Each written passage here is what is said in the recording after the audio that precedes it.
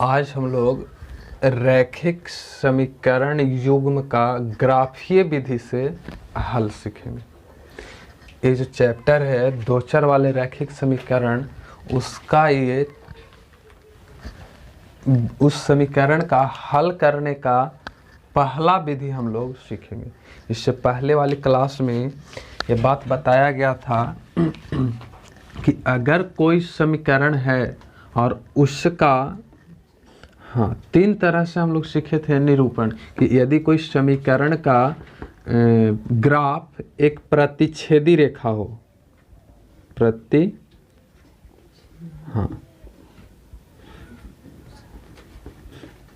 प्रतिच्छेदी रेखा हो, जाहिर सी बात है कि प्रतिच्छेदी रेखा होगा तो उसका आकार कुछ ऐसा होगा नहीं। तो इस तरह का जो ग्राफ आता था, तो इस ग्राफ का हल केवल एक था, मतलब अद्वितीय। इसका हल कितना था? केवल एक हल, केवल एक हल, मतलब x का भी एक मान और y का भी एक मान। ये बात हम पहले वाली क्लास में बता चुके हैं, इसलिए ये बात नया नहीं है तुम लोग के लिए, ये चीज़ नया नहीं है। अगर दूसरी बात की हम चर्चा करूं तो क्या है? समांतर। समांतर, और ये जो समांतर है इसका जो ग्राफ होता है वो ग्राफ तुम्हारा इस तरह का, ये दोनों लाइनें आपस में कभी कटती नहीं है, और जो समांतर होता है उसका एक भी हल संभव नहीं है, उसका कोई हल नहीं। अगर इसकी हल की बात करो तो कोई हल नहीं, कोई हल नहीं। और एक आखिरी जो था ग्राफ वो था संपाती। और संपाती में दोनों लाइनें एक ही पे ओवरलैप होता है, अर्थात एक लाइन ऐसा है तो इसी के ऊपर में, जस्ट इसी लाइन के ऊपर में ए लाइन भी होता है। और ऐसे जब ग्राफ बनते हैं तो इस ग्राफ का अनेक हल, इसका हल जो है कितना है? अनेक हल है, अनेक हल, मतलब x का भी बहुत सारा हल होगा और y का भी होगा। तो ये चर्चा तो हम लोग पहले कर चुके हैं। अब इसमें जो चैप्टर तुम्हारा है, इस चैप्टर में हम लोग जो समीकरण पढ़ेंगे वो दो तरह से हल करना है उस समीकरण को। पहला ग्राफीय विधि से हल करना है, और दूसरा जो हल करना है वो बीजगणितीय विधि से। दूसरा जो हल करना है वो बीजगणितीय।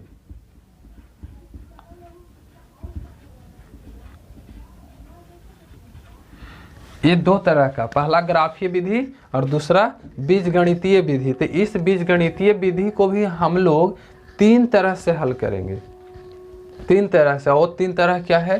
तो पहला हम लोग सीखेंगे प्रतिस्थापन विधि, विलोपन विधि, और उसके बाद फिर सीखेंगे ब्रज गुणन विधि। देखो तो तीन विधि इसमें सीखना है, किसमें? बीजगणितीय विधि में, और एक सीखना है ग्राफीय विधि, जो कि आज हम लोग शुरू करने जा रहे हैं, ये पहला विधि। और इसके लिए तुम्हारे पास ग्राफ कॉपी होना अनिवार्य है। ग्राफ कॉपी के साथ साथ पेंसिल और एक scale, pencil, scale, graph copy, eraser और शॉर्पनर। अगर इतना चीज़ है तो इजीली तुम इसको सीख सकते हो। इसको कैसे बनता है आज हम लोग सीखेंगे। जैसे तुमको पता है, मान लो कि मेरे पास कोई समीकरण है और वो समीकरण हम सिंपल लेते हैं। जैसे मान लो एग्जाम्पल्स में हम लोग समझते हैं कि मेरे पास कोई समीकरण है 2x + 3y = 4। तो एक इक्वेशन अगर मेरे को फर्स्ट है तो इसका हल तभी ना होगा जब एक इक्वेशन और रहेगा। तो एक इक्वेशन और हम लेते हैं, और वो इक्वेशन मान लो कि है x + 3y = 3, और ये इक्वेशन है मेरे 2। सबसे आसान अगर इसमें कुछ है तो वो तो बनाने के ऊपर डिपेंड करता है, लेकिन मान के चलो कि सबसे आसान ग्राफीय विधि से हल होता है। सबसे आसान, इसमें कुछ नहीं करना है, एकदम सिर्फ अपना दिमाग में सोचो अंक और उसको वैल्यू पुट कर दो। इससे आसान तो होता ही नहीं। इसमें जैसे पढ़ाने के लिए तो हम सब विधि सीखेंगे, लेकिन जो तुम्हें अच्छा लगे, जो अच्छा लगे उस विधि को अपना चॉइस से बनाओ।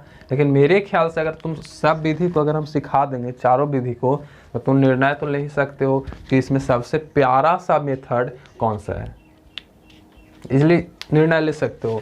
तो यहाँ एक पहला हम शुरू करें ग्राफीय विधि, उसके बाद सीखेंगे प्रतिस्थापन, उसके बाद विलोपन, उसके बाद ब्रज गुणन। तो ग्राफीय विधि में क्या होता है कि समीकरण तुम्हें इस तरह से दिया हुआ रहेगा या कोई कथन रहेगा और उस कथन को तुमको पढ़ करके और क्या लाना होगा समीकरण के रूप में। जैसे इसे पहले वाली एक्सरसाइज 3.1 में कथन दिया था और उस कथन को हमने इस रूप में बदल दिया था, जैसे बैट बॉल वाला नहीं था, तो उसको इसी रूप में बदल करके छोड़ दिए थे। हल कहाँ किए थे? हल आज सिखाते हैं कि उसका हल होता कैसे है। जैसे देखो यहाँ पास कोई समीकरण हमने ली है अपने से 2x + 3y = 4 और एक क्या है x + 3y = 3। तो ये दो समीकरण है। तो इसके लिए क्या करना होगा, ग्राफ बनाने के लिए सबसे पहले इस समीकरण से एक मान सारणी का निर्माण करना होगा। तो मान सारणी निर्माण करोगे तो हम लिखेंगे मान सारणी, या ऐसे लिखो समीकरण 1 का मान सारणी, मान सारणी। और मान सारणी को अंग्रेजी में बोला जाता है मीन टेबल, मीन टेबल। तो हम लोग का अंग्रेजी से क्या मतलब है, ठीक है। तो यहाँ अगर देखें तो क्या है, समीकरण 1 तो मेरा ये है, इस समीकरण को एक बार हम यहाँ लिख लेंगे 2x + 3y = 4, यही ना है। और मान सारणी तभी तुम बना सकते हो जब किसी एक को स्टॉप करना होगा। अगर किसी एक को स्टॉप करोगे तो मान लो कि हम x का वैल्यू मान करते हैं, निकालते हैं, तो x को हमको स्टॉप करना होगा। तो x को अगर स्टॉप करोगे तो क्या हो जाएगा, x = 4 प्लस इधर किस में आएगा -3y, और गुना में है तो ये साइड भागा में, तो 2 आ गया ना। ठीक है। अब क्या करना होगा कि इसके लिए तुम मान निकालने के लिए स्वतंत्र हो, लेकिन कम से कम x का 2 मान होनी चाहिए और y का भी 2 मान आना चाहिए। ऐसे तुम 3-4 जितना लो आंसर गलत नहीं होगी, लेकिन कम से कम 2। तो अब क्या करो, इस तरह से एक सारणी बनाओ।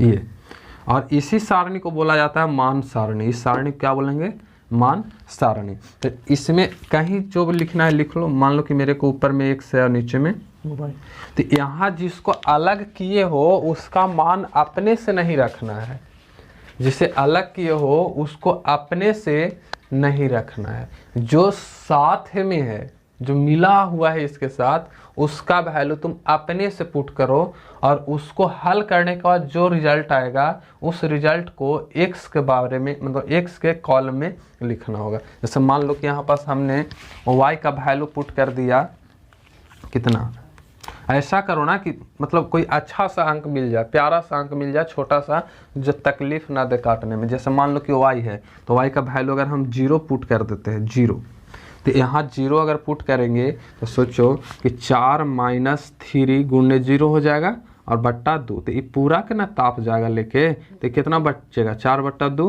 और इसे काट के कितना बच गया 2। तो ये x बराबर नहीं इतना वैल्यू था, तो x का मान कितना आ गया 2। तो इस x वाले कॉलम में क्या लिख देंगे 2। अब एक और रिजल्ट सोचो, एक रिजल्ट और सोचो। मान लो कि इस y के जगह पे हम अभी बोले ना कि कम से कम 2 मान होनी चाहिए, तो x का एक मान तो 2 आया, दूसरा मान 0 है, y का पहला मान हुआ। तो अब हम लोग दूसरा मान ज्ञात करेंगे। तो मान लो कि y बराबर अबरी हमने माना 0 नहीं 2, तो अगर 2 मानेंगे तो 3 दूना 6, माइनस में, और 4 है तो 4 ही रहेगा, और घटेगा तो कितना आएगा -2, और यहाँ तो पहले से 2 है, यहाँ भी 2, नीचे वाला 2। अब ए से कट गया तो -1 बार में कटा ना, तो -1 बार में कटा, तो y बराबर हमने यहाँ क्या मान रखा है 2, तो y बराबर 2 माना है, तो x का वैल्यू कितना आया है -1, -1। अब इतना बन गया तो एक टेबल कंप्लीट है। लेकिन मेरे पास एक समीकरण और है, मेरे पास एक समीकरण और है ये, और इस समीकरण को भी इसी तरह से बनाना होगा। ठीक है, तो हम इसको इरेज करते हैं।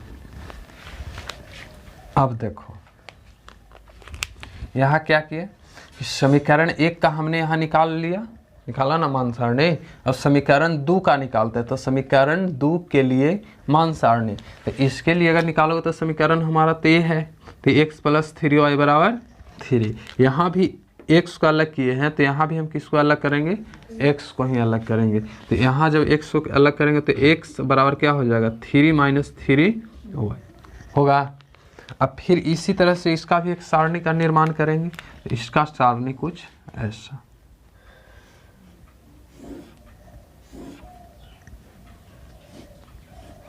x y, और इसका वैल्यू आप पुट करो। यहाँ सोचो तो कि अगर हम y का मान 1 रख दें, y का मान 1, मतलब इस y का वैल्यू कितना 1, तो सोचो कि यहाँ 3 है -3 और यहाँ पास y का वैल्यू कितना पुट कर रहे हैं 1। 3 में 1 से गुणा करेंगे -3 होगा, और 3 पहले से मौजूद है तो 3 में से 3 गया तो 0 ना, तो 0, तो यो x बराबर 0 ना गया। तो x बराबर 0 कब आया, जब हमने y की वैल्यू पुट की 1। तो y के कॉलम में 1 लिखेंगे और x का वैल्यू कितना आ गया 0, तो यहाँ 0 कर दो।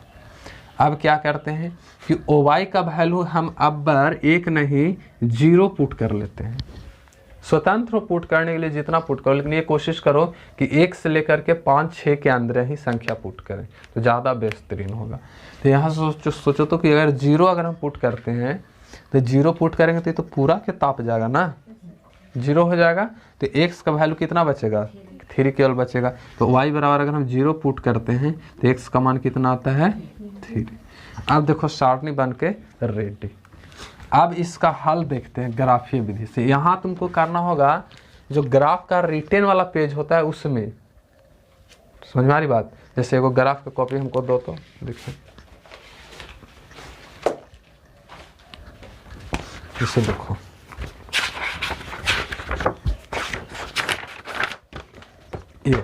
ये वाला जो पेज होता है यहाँ पर रिटेन वर्क होती है। इसमें ये वाला काम जो है ना, ये वाला काम ये वाला वर्क यहाँ पास करोगे, ठीक है। और ये जो अभी हम बनाएंगे इसका ग्राफ पेंसिल से, वो वाला इसमें होगा। और इसमें ये बात याद रखना, पहले से तुम लोग जानते हो, क्लास 9th में भी इसका तुम एक बार चर्चा किए ही थे कि ये वाला जो वर्टिकल लाइन होती है, अर्थात ये लाइनें ऊपर से ऐसे, ये वाला लाइनें, ये लाइन तुम्हारा कहलाता है y अक्ष, ठीक है। इसमें ऑलरेडी खींचा हुआ रहता है, देख लेना। और ये वाला लाइन जो होती है वो x अक्ष, और x अक्ष और y अक्ष और x अक्ष जिस जगह पे कटता है उस जगह को हम लोग मानते हैं ओरिजिन, यानी मूल बिंदु, और वहीं से कटान बिंदु से सारी दूरियां नापता है ना। अब देखो तो यहाँ पास कि यहाँ पास हमारा संख्या एक माइनस में भी है और बाकी सारे के सारे प्लस में। तो जाहिर सी बात है कि ग्राफ पे हम लोग माइनस और प्लस दोनों को दर्शाएंगे। तो मान लो कि मेरे पास ये एक रेखा और एक एक्सिस ये है, तो यहाँ देखोगे तो ये वाई एक्सिस और ये वाई डैश होता है, और ये हमारा एक्स और ये एक्स डैश, ठीक है। जिधर माइनस लगता है वो डैश होता है। तो यहाँ पास काट रहा है जहाँ पास दोनों बिंदु, यहाँ पास क्या होता है ओरिजिन। ओरिजिन का हमेशा निर्देशांक कितना होता है 0 और 0, मतलब इसका वैल्यू कितना होता है 0 और 0 होता है। तो इसके दाईं तरफ जाओ तो प्लस वाला संख्या होता है, अर्थात यहाँ अगर देखें तो +1 +2, इस तरह से यहाँ 3 4 और 5। इधर भी चले आओ तो इधर चले आओगे बाईं तरफ में तो -1 -2 -3 -4 -5। इस तरह से आगे ज़्यादा बढ़ने की जरूरत नहीं है, क्योंकि हमारा संख्या देखो 2-3 के बीच ही में है, 0 से लेके 3 के बीच तक है, तो ज़्यादा बढ़ने से कोई फायदा नहीं है। अब ऊपर में जाओगे तो ऊपर में क्या होता है प्लस, तो ऊपर जाओगे तो यहाँ पास 1 आ जाएगा, 2, यहाँ 3 4 5, ठीक है। और इसी तरह से नीचे जाओ तो वो क्या होगी माइनस होगी। तो माइनस आने का मतलब है कि यहाँ पास -1 -2 -3 -4, इस तरह से होगा ना। अब एक चीज़ और बात ध्यान रखना कि इसमें माइनस प्लस का ख्याल रखना होगा तुमको, और माइनस प्लस के साथ साथ अब तुमको एक चीज़ की जानकारी देना होगा कि मान लो कि इसमें जो मान सारणी है, इस मान सारणी में माइनस के अंक नहीं है हमारे पास, माइनस का अंक नहीं। और तुम लोग ये सारे काम करोगे तो याद रखना कि इसके बीच जैसे तुम लोग का ग्राफ रहेगा ना, अब बोर्ड पे थोड़ा ना ग्राफ बन सकता है, तो इस पे तुम लोग बोर्ड पे सॉरी कॉपी पर जब बनाओगे तो उसमें सही सही दूरियां रहती है, ठीक है। लेकिन मेरा दूरी हो सकता है कि इसके बीच में की जो दूरी है वो कम बेशी हो जाए, लेकिन जब इसके बीच की जो दूरियाँ होती है कम बेशी नहीं होती है, एकदम सेम होता है, बराबर बराबर होता है। अगर यहाँ से यहाँ एक है 1 सेंटीमीटर है तो ये भी एक के रहेगा, ये भी एक, ऊपर में भी एक सब सेम रहेगा, ठीक है। तो वो तो ग्राफ में इसका टेंशन नहीं है। तो यहाँ से अब जरा ध्यान दो कि इस समीकरण को हम लोग पहले देखते हैं एक का, तो मेरे को x बराबर 2 है तो y बराबर कितना है 0। तो यहाँ पास ध्यान दो तो कि y बराबर 0 तो 0 तो यहाँ होगा, और x बराबर कितना आ रहा है 2, तो x अक्ष पे +2 है, देख लो तो +2 कहने का मतलब यहाँ ना होगा, यहाँ इस बिंदु पे, और 0 यहाँ और 2 यहाँ। तो ये वाला जो हमारा है ये कितना आ गया 2 और 0। निर्देशांक पढ़े हो ना, जैसे ये वाला बिंदु है तो इसका निर्देशांक कैसे लिखाता है, पहले x लिखाता है उसके बाद y, तो इसका कितना हो जाएगा 2 और 0, इसका कितना हो जाएगा -1 और 2। अब ये वाला बिंदु हमारा यहाँ आ गया, और दूसरा बिंदु कहाँ है -1 और 2, तो -1 जो है x बराबर है तो -1 यहाँ आ गया, और y बराबर कितना है 2 प्लस में, अर्थात इधर से यहाँ जाओ इधर से यहाँ जाओ, तो लगभग मान के चलो कि मेरा यहाँ आएगा इस जगह पे, ठीक है। और ये बिंदु कितना है, हाँ -1 और 2। अब ए बिंदु और ए बिंदु को मिला दो, ये दोनों को मिलाओ,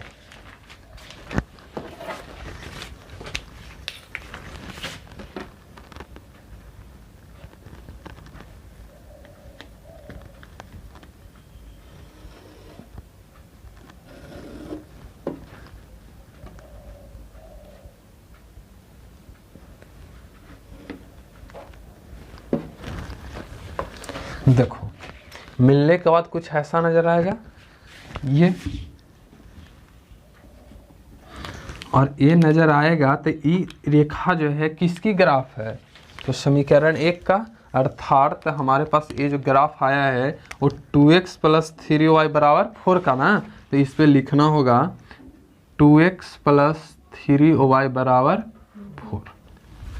अब एक समीकरण और हमारे पास बच रहा है, और वो ये, तो इसको अगर देखो तो सोचो कि इसका अगर ओरिजिन निकालो तो ओरिजिन क्या होगा, सॉरी इसका निर्देशांक निकालो तो कितना होगा 0 और 1, इसका कितना हो जाएगा, हाँ 3 और 0। अब इसमें इस बिंदु को इसमें ढूंढो कहाँ है, तो इसमें ढूंढोगे तो 0 तो मेरा यहाँ होगा, और y बराबर 1, तो y बराबर 1 मैंने एक बिंदु यहाँ आएगा, और एक और ढूंढो x बराबर 3 मैंने यहाँ, और y बराबर 0 मैंने यहीं पास वो बिंदु रह जाएगा नहीं। अब सोचो तो कि ये हमारा जो बिंदु का निर्देशांक है ये कितना है 3 और 0, इसका निर्देशांक कितना है ये बिंदु का 0 और 1, हाँ इसका है 0 और 1। अब इस बिंदु को मिला दो, मिलाओगे ना, मिला दो,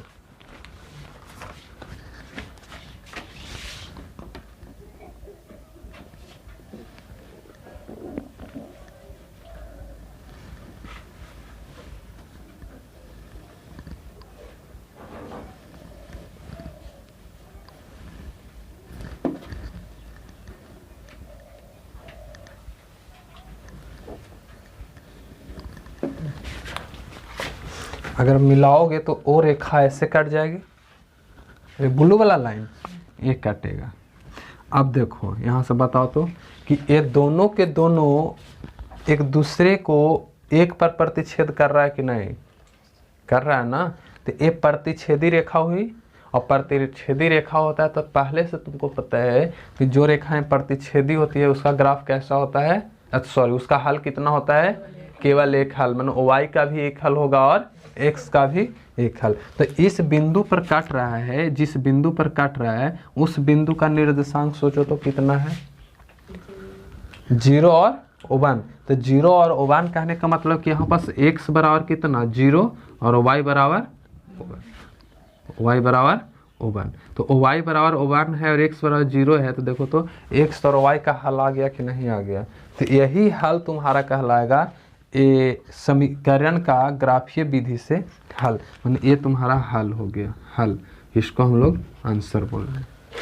अब सोचो कि इतना बड़ा समीकरण को इस x और y का वैल्यू निकालना था, तो देखो तो आसानी से इस x और y का हल आ गया कि नहीं आया, आसानी से आ गया। तो इस तरह से तुम लोग को भी बनाना होगा, और कोई ज़रूरी नहीं कि हर हाल में तुमको समीकरण यही देगा और ऐसा समीकरण देगा कि उसका ग्राफ ऐसा ही होगा। हो सकता है कि किसी किसी समीकरण का ग्राफ एकदम पैरेलल भी जाए, या किसी किसी समीकरण का ग्राफ एक ही पर चढ़ भी जाए। चढ़ेगा तो उसका कैसा झलक होगा हम बता ही दिए हैं। तो इस समीकरण का हल कितना हो गया, x बराबर 0 और y बराबर 1। और इसके अलावा और कोई हल नहीं हो सकता है। तो अब तुम इसे राइट कर लो, राइट।